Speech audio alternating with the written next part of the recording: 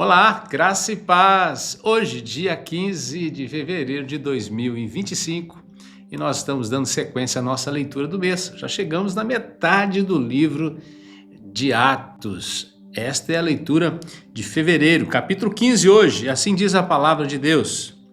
Alguns indivíduos que desceram da Judéia ensinavam aos irmãos: se não vos circuncidardes segundo o costume de Moisés, não podeis ser salvos. Tendo havido da parte de Paulo e Barnabé contenda e não pequena discussão com eles, resolveram que esses dois e alguns outros dentre eles subissem a Jerusalém aos apóstolos e presbíteros com respeito a esta questão. Enviados, pois, e até certo ponto acompanhados pela igreja, atravessaram as províncias da Fenícia e Samaria e, narrando a conversão dos gentios, causaram grande alegria a todos os irmãos. Tendo eles chegado a Jerusalém, foram bem recebidos pela igreja, pelos apóstolos e pelos presbíteros e relataram tudo o que Deus fizera com eles. Insurgiram-se, entretanto, alguns da seita dos fariseus que haviam crido, dizendo: é necessário circuncidá-los e determinar-lhes que observem a lei de Moisés. Então, se reuniram os apóstolos e os presbíteros para examinar a questão. Havendo grande debate, Pedro tomou a palavra e lhes disse: irmãos, vós sabeis que desde há muito Deus me escolheu dentre vós para que, por meu intermédio, ouvissem os gentios a palavra do evangelho e crescem. Ora, Deus que conhece os corações, lhes deu testemunho, concedendo o Espírito Santo a eles, como também a nós nos concedera. E não estabeleceu distinção alguma entre nós e eles, purificando-lhes pela fé o coração. Agora, pois, por que tentais a Deus, pondo sobre a cerviz dos discípulos um jugo que nem nossos pais puderam suportar, nem nós? Mas cremos que fomos salvos pela graça do Senhor Jesus, como também aqueles o foram. E toda a multidão silenciou, passando a ouvir a Barnabé e a Paulo, que contavam quantos sinais e prodígios Deus fizera por meio deles entre os gentios. Depois que eles terminaram, falou Tiago, dizendo: irmãos, atentai nas minhas palavras. Expôs Simão como Deus primeiramente visitou os gentios, a fim de constituir dentre eles um povo para o seu nome.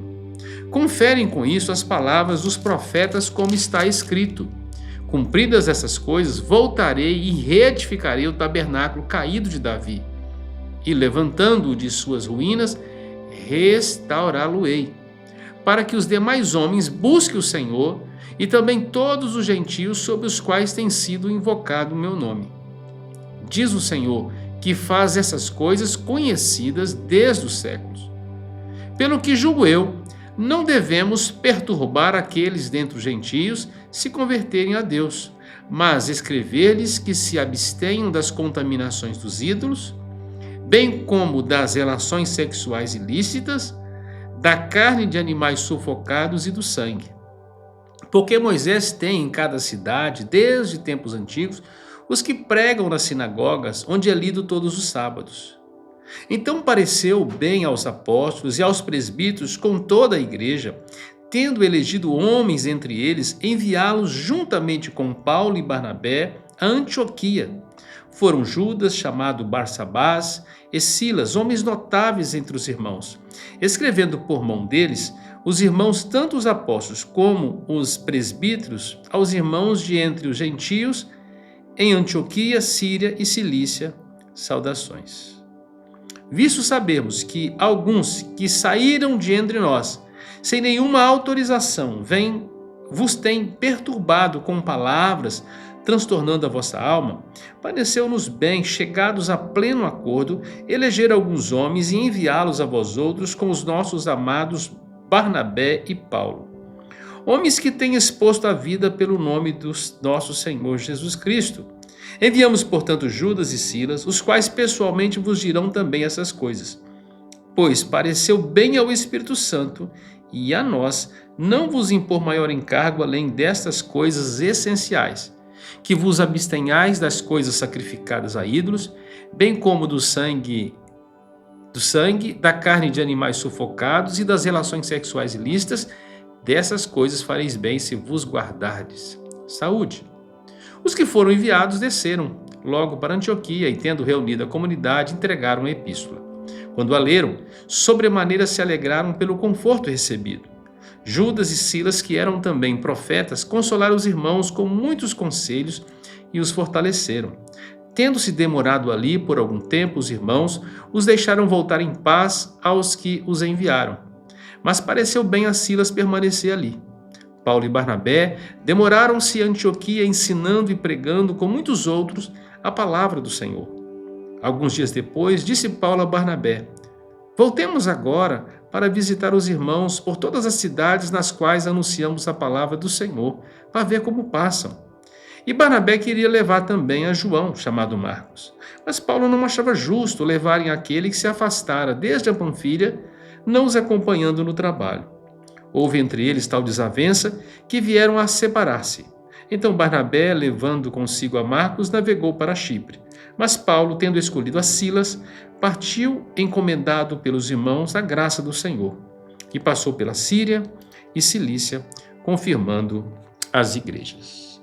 Pois bem, este capítulo 15 é o capítulo do concílio, do grande concílio que aconteceu em Jerusalém. O primeiro concílio da igreja, a primeira controvérsia, a primeira dificuldade. A igreja estava crescendo para todo canto que havia.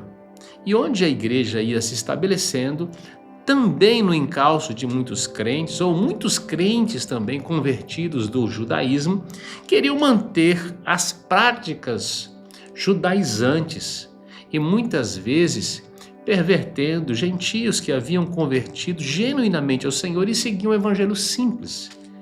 Pois bem, esses judaizantes queriam que os irmãos gentios passassem pelo rito da circuncisão, um rito que já havia se cumprido em Cristo Jesus. E ele já havia instituído um novo rito de iniciação, o batismo cristão. Pois bem, essa foi uma dificuldade que a igreja teve que lidar. Então os apóstolos convocaram um concílio, reunindo pastores, apóstolos, presbíteros, os líderes, e até chegaram a um acordo, observando o ensino da palavra de Deus, e o Espírito de Cristo os guiou, o Espírito Santo os guiou a uma sábia e boa decisão. Tiago foi um dos instrumentos de Deus para trazer à igreja paz, uma instrução muito sábia. E qual que seria a direção que os apóstolos dariam agora nesse concílio para os crentes não judeus, para que eles não tivessem a necessidade de circuncidarem-se como eram circuncidados os judeus ao nascer ao 8º dia, ou quando alguém se tornava ali pela circuncisão um judeu também. Ou seja, eles precisavam fazer algo que estava ligado exatamente ao seu histórico de fé, às suas dificuldades. Então, Tiago, com muita sabedoria, trouxe que eles deveriam se abster das coisas sacrificadas a ídolos, e de fato deveriam se abandonar, eles estavam vindo do paganismo, bem como do sangue e de carne de animais sufocados, porque era uma prática pagã, e das relações sexuais ilícitas, que estava ligado aqui à porneia, à prostituição.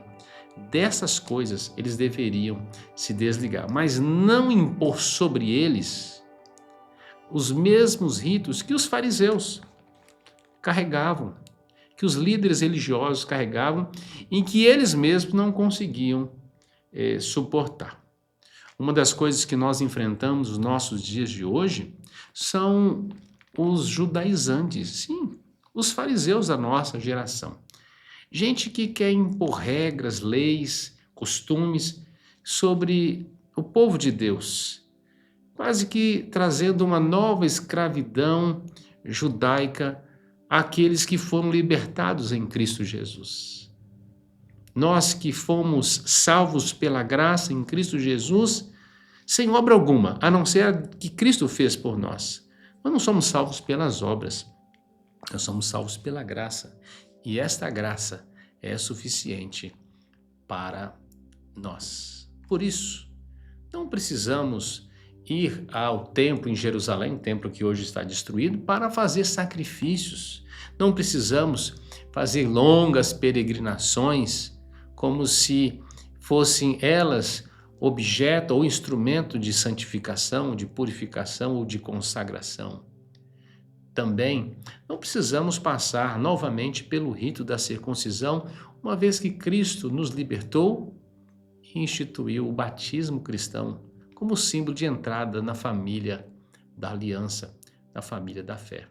Um sinal que deve ser aplicado a nós e aos nossos filhos, crendo sim nas santas promessas de Deus, que a bênção é para nós e também para eles. Pois bem, essa foi a decisão da igreja e trouxe muita paz.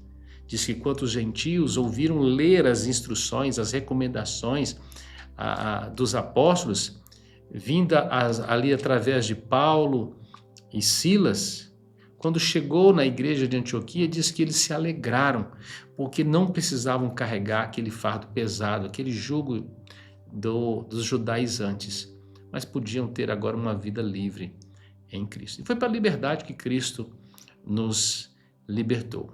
Logicamente, a liberdade não nos dá espaço para libertinagem, para viver de maneira imoral, desregrada, mas sim para viver de maneira sensata, piedosa e justa.